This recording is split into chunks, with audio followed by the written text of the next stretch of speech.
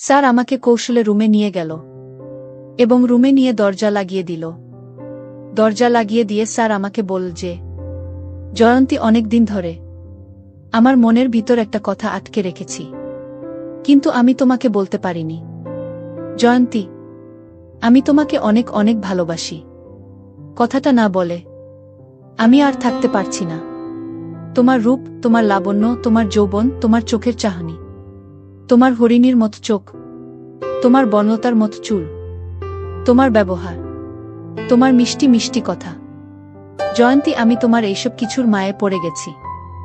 জয়ন্তী, তোমাকে আমি আমার হৃদয়ে, তোমাকে আমি আমার অন্তরে, তোমাকে আমি আমার মনের মণিকোঠায় কিভাবে যে স্থান দিয়ে ফেলেছি আমি তা নিজেও বুঝতে পারিনি। জয়ন্তী, এক কথায় বলতে পারো আমি তোমার মধ্যে হারিয়ে গেছি। জয়ন্তী, আমি যখন তোমার চোখের দিকে তাকাই তখন আমার কাছে মনে হয় আমি তোমার চোখের ভাঁজে হারিয়ে গেছি। স্যারের মুখ থেকে এই রকম কথা শুনে বন্ধুরা, আমি আর নিজেকে ধরে রাখতে পারলাম না। তারপর আমি স্যারের কথায় হলে, স্যার নির্জন রুমে স্যার মিষ্টি কথা বলে স্যার আমার সাথে এমন কিছু করছিল তাতে আমার দম বন্ধ হয়ে। বন্ধুরা, গল্পটি অনেক অনেক ইন্টারেস্টিং। আশা করি তোমরা পুরো গল্পটি শুনলে অনেক মজা পাবে। তবে বন্ধুরা, তোমাদের নিকট আমার ছোট্ট একটি অনুরোধ, তোমরা দয়া করে আমার চ্যানেলটিকে সাবস্ক্রাইব করে আমাকে সাপোর্ট করবা। হ্যালো বন্ধুরা, আমি অনন্ত। আমি বাংলাদেশের ঢাকায় বসবাস করি। আমার বর্তমান বয়স 30। বন্ধুরা, আজকের গল্পটি আমার জীবনে বাস্তব একটি গল্প। তখন আমার 20 কিংবা 21। পাবলিক বিশ্ববিদ্যালয়ের নতুন একজন ছাত্র। ভাবছি আমার বাবার পারিবারিক অবস্থা ভালো না, নিশ্চয় আমাকে একটা কিছু করতে হবে। ভাবতে ভাবতে আমার এক বন্ধুর নাম সৌরভ, তাকে ফোন দিলাম। বললাম, সৌরভ বন্ধু, দেখতে দেখতে তো ইন্টারমিডিয়েট পরীক্ষা দিয়ে বিশ্ববিদ্যালয়ে চান্স পেয়ে ভর্তি হয়ে গেলাম। তুই তো জানোস আমার বাবার পারিবারিক অবস্থা খুব একটা বেশি ভালো না। বাবা আমাকে পড়ালেখার খরচ দিতে অনেক হিমশিম খাচ্ছে। আমার বাবা সামান্য একজন দোকানদার। আমার বাবার উপর আমরা পুরো পরিবার। বাবা আমাদের পড়ালেখার খরচ দিতে অনেক কষ্ট হয়।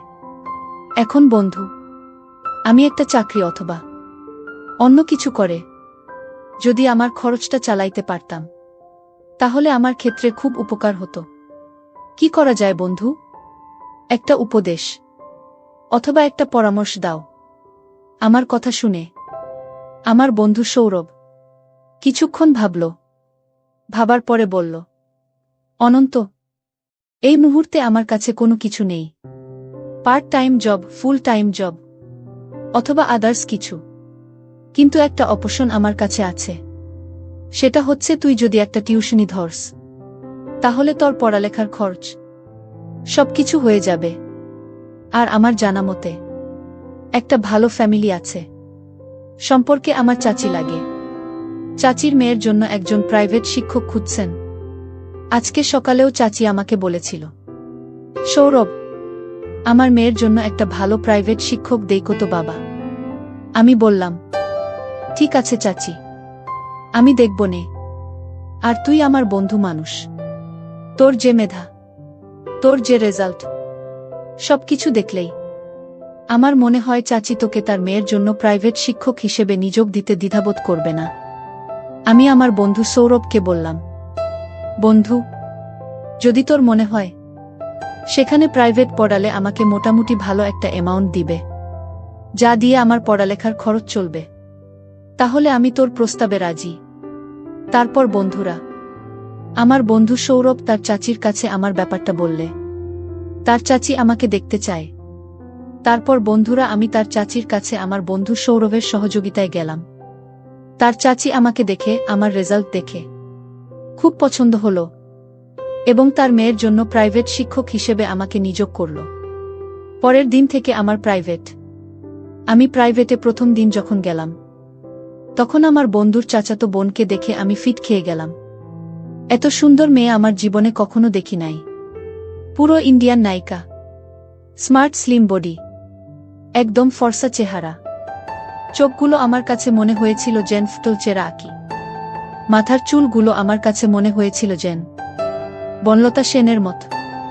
অবাক দৃষ্টিতে তার দিকে কিছুক্ষণ তাকিয়ে থেকে আমি জিজ্ঞেস করলাম, কি নাম তোমার? সে উত্তর দিল, স্যার আমার নাম জয়ন্তী। আমি বললাম, বা জয়ন্তী, তোমার নামটা তো অনেক সুন্দর। তোমার নামটা যেমন সুন্দর, তুমিও এমন সুন্দর।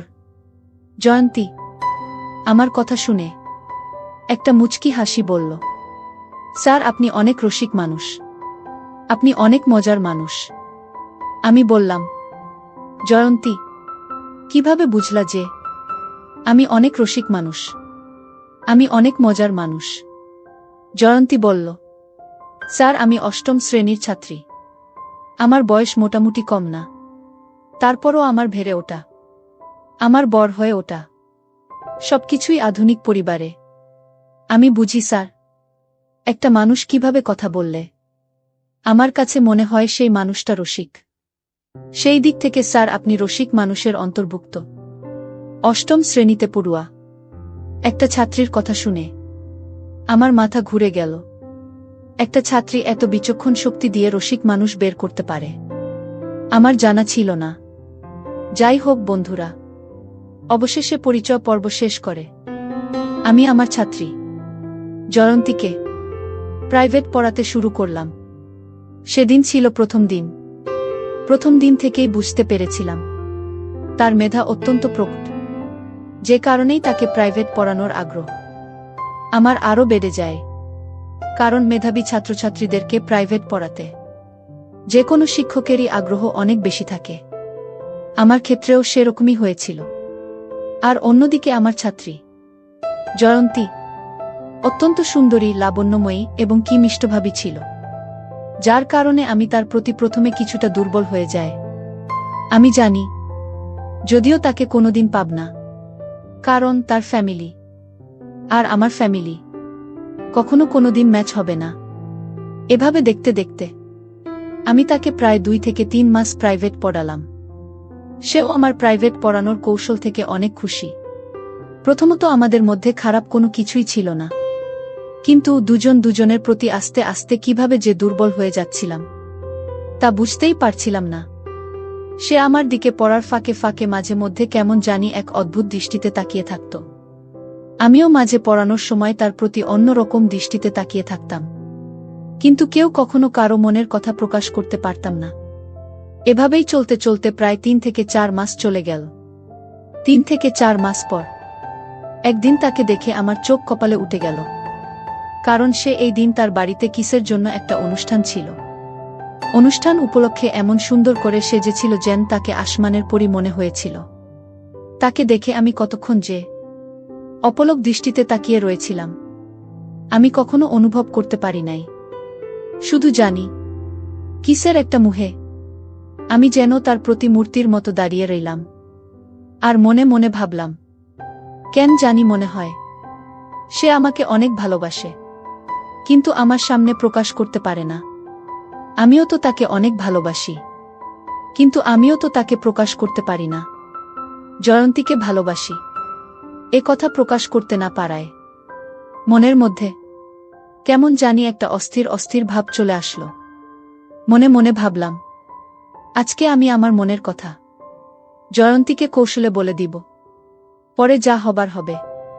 কারণ আমি যদি আমার ভালোবাসার কথা জয়ন্তীকে না বলতে পারি, তাহলে আমি তাকে পাবো কি করে?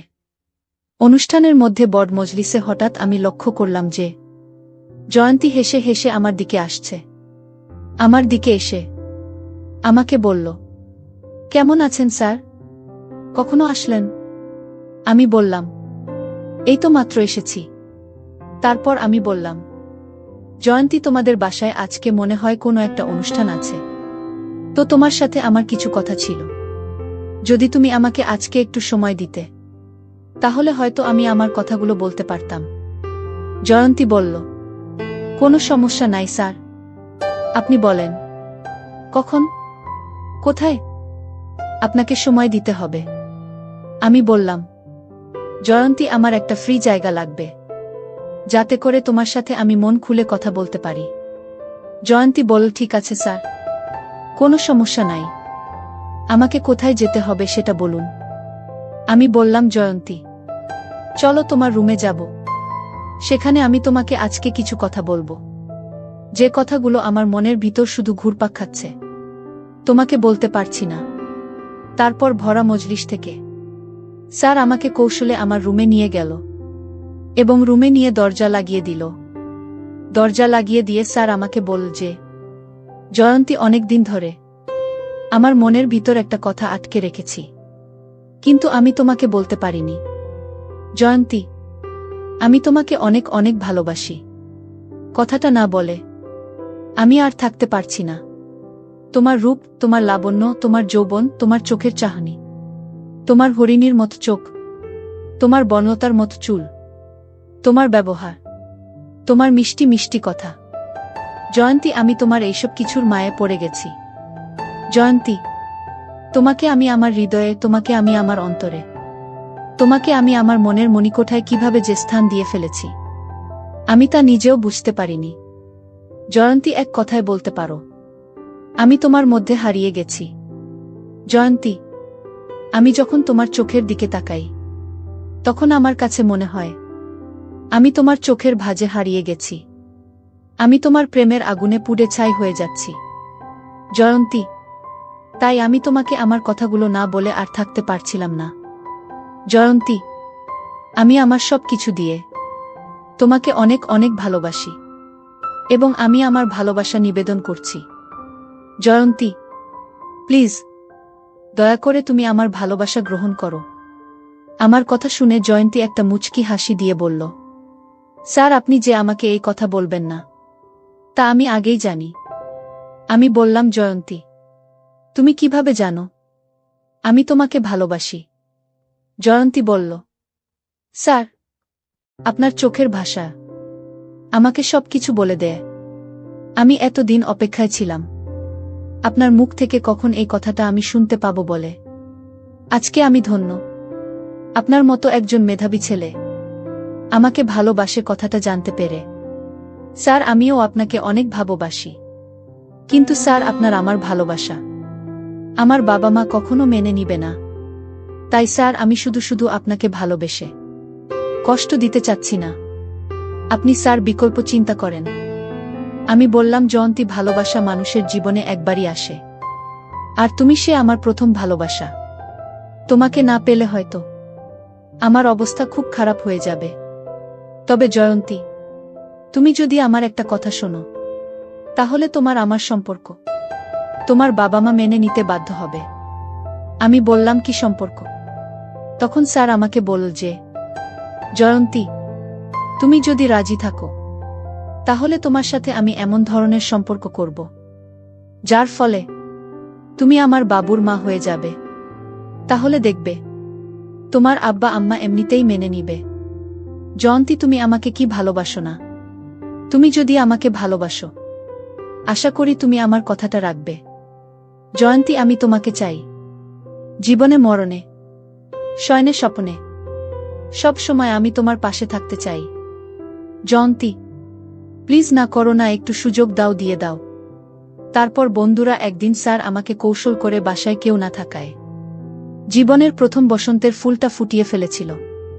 তারপর বন্ধুরা স্যারের সাথে আমার আর পারিবারিকভাবে বিয়ে হয়নি, কিন্তু অতীতের স্মৃতিগুলো আমাকে মাঝে মধ্যে খুব কষ্ট দেয়া।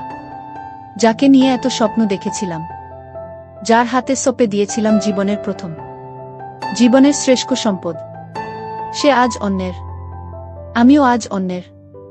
বিস্ময়কর পৃথিবী, বিস্ময়কর মানুষ। অর্থবিত্তের কারণে দুটি মন আজ আলাদা, দুটি প্রাণ আজ আলাদা।